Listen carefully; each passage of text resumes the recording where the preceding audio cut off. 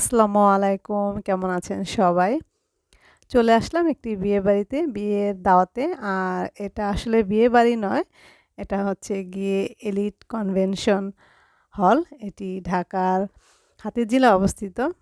আর এখন তো বিয়ে সাধারণত বেশিরভাগই বিয়ে বাড়িতে হয় না, বিভিন্ন সেন্টারেই হয়ে থাকে।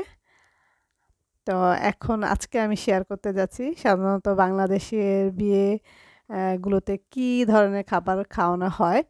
আর আমরা যারা বাংলাদেশে থাকি তারা তো জানিই, কিছু আইটেম রয়েছে একদম কমন, সেগুলো সব বিয়েতেই খাওয়ানো হয়।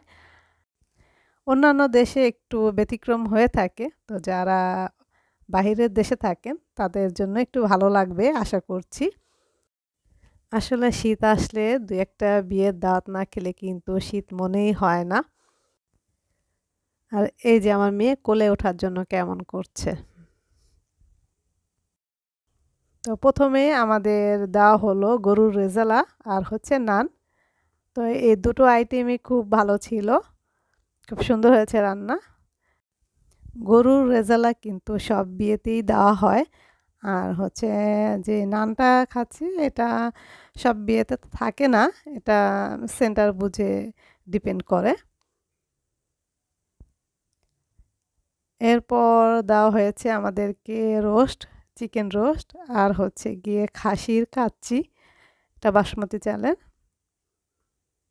তো এগুলো রান্না খুব ভালো হয়েছে। তো এরপর ডেজার্ট আইটেমে ছিল জর্দা, এটাও কিন্তু কমন আইটেম। জর্দা কিন্তু সব বিয়েতেই থাকে।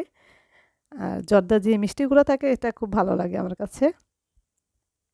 এরপর খাওয়া দাওয়া শেষে আমি নিলাম কফি, কফি খাচ্ছি। আর এই যে আমার মেয়ে, আমার দুটো মেয়ে, ওর ঝাল পেয়েছিল তাই বলছে মাম খাবো। তো ওকে এখন একটু পানি খাওয়াবো, পানি খেয়ে মাম বলছে।